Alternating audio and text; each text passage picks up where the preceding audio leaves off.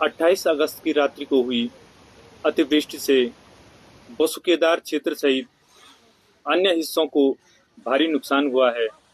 सरकारी और निजी परिसंपत्तियां इस आपदा की चपेट में आई। इस आपदा से उबरने के लिए सरकार एवं प्रशासन द्वारा लगातार कोशिश जारी है। तो आइए केदारनाथ विधायक श्रीमती आशा नौटियाल जी से बातचीत कर आपदाग्रस्त क्षेत्रों की जानकारियां लेते हैं। 28 अगस्त की रात्रि को जिस तरह से पूरे क्षेत्र में, हमारे जनपद में और इस विधानसभा में जिस तरह से बादल फटने के कारण जगह जगह एक त्रासदी आई है, तो निश्चित तौर पर बहुत ज्यादा नुकसान इस क्षेत्र का हो गया था पूरी विधानसभा में। अब धीरे धीरे जिस तरह से मौसम ठीक हो रहा है, सभी काम सुचारू हो रहे हैं। आज बड़े से छेनागार तक भी छोटे वाहनों के लिए मोटर रोड खोल दी गई है, जिसपे छोटे वाहन जाना प्रारंभ हो गया है। लुआरा में एक पुलिया ढह गई थी, उसपे वैली ब्रिज लगाने की सब लोगों की मांग थी। आज वो वैली ब्रिज भी वहां पर तैयार हो गया है और उसका अबिटमेंट 2 दिन के अंदर तैयार होके उस पे भी वाहन चलना शुरू हो जाएगा। हमारा जो बहुत बड़ा एरिया है, भीरी परकंडी मक्कू मोटर मार्ग, बहुत लंबे समय से, वो भी लगभग 2 हफ्ते हो गए, वहां पे रोड टूट गई थी और पूरा क्षेत्र मतलब कनेक्टिविटी से वंचित हो गया था। वहां पर जो रोजमर्रा की सामग्री है उससे भी लोगों को परेशानियां आनी शुरू हो गई थी। सिलेंडर आदि जो भी लोगों को खान पान की जो चीजें होती हैं उसके जाने की भी दिक्कत हो गई थी। तो कल वहां पे उस क्षेत्र के जनप्रतिनिधि और हम लोग और विभागीय लोगों को मैंने बुलाया और किस तरह से यहाँ पे हम रोड बना सकते हैं इसकी चर्चा वहां पे हुई। लेकिन आज खुशी की बात यह है कि आज वहां पर छोटे वाहन आना जाना शुरू हो गया है।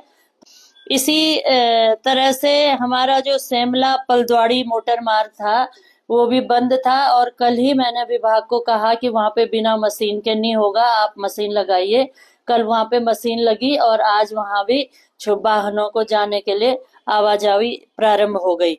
इसी तरह ताला पाप जोगपुड़ा मोटर मार्ग जो बंद है उस पे भी एनपीसीसी जो काम कर रही है उनको भी मैंने कल ही निर्देशित किया था और वहां पे भी लगातार जेसीबी लगा हुआ है।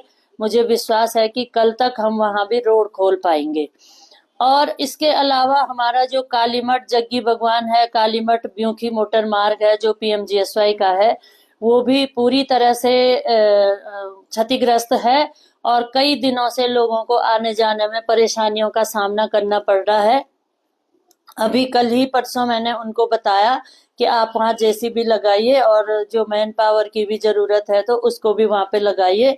वहां पे लगातार 3 बैंड पूरी तरह से क्षतिग्रस्त हुए हैं, तो कुछ वहां पे लेबर लगी है और मशीनें भी वहां पे लगी है और बहुत जल्दी जग्गी भगवान और ब्यूखी तक भी आवाजाही के लिए हम वाहनों की सुविधा के लिए वहां पे बना पाएंगे।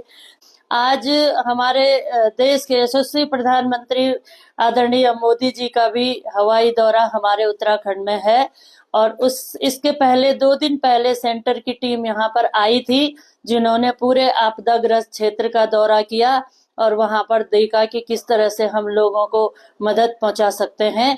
उनकी रिपोर्ट के माध्यम से भी कहीं ना कहीं हमारे देश के यशस्वी प्रधानमंत्री आदरणीय मोदी जी का सानिध्य हमारे क्षेत्र के लिए लगातार रहता है और इस आपदा की घड़ी में भी वो हमारे साथ खड़े हैं।